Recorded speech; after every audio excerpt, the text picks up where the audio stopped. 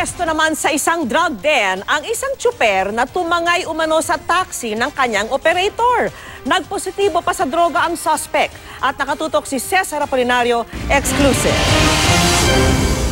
4 na araw nang hinahanap ng operator ang taxi na ito na kinarnap umano ng kanila mismong driver. Kaya nang makitang nakapark kaninang umaga sa kabaan ng Commonwealth Avenue, agad nagpatulong ang operator sa mga tanod ng Old Balara, Quezon City.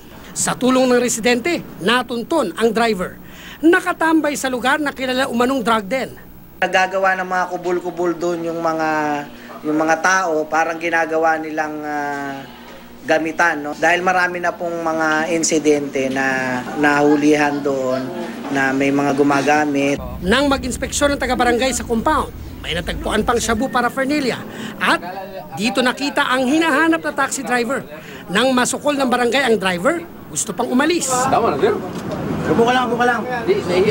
Sa barangay hall ay nagkaharap ang driver at ang operator.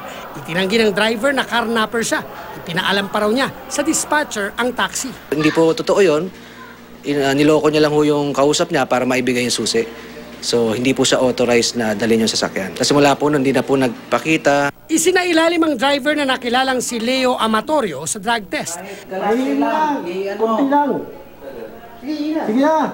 Pero inabot ng siyam-siyam ay di pa rin nakapag-drug test si Amatorio. Ano? Di ka maihi? Matapos pa inumin ng 1 galong tubig. Okay na yan. Pwede na yan. Ito po, positive. Sa kabila nito, Positive ka sa drugs. Hindi gumagamit. Hindi po. Pag-test ka. Opo, sir. Willing naman po ako, sir. Kasi alam mo naman po sa yung sarili ko, sir, na hindi po ako gumagamit, sir. dinala sa QCPD Station 6 si Amatorio para sampahan ng reklamong carnapping at paggamit ng iligal na droga. Cesar Apolinario, nakatutok, 24 oras.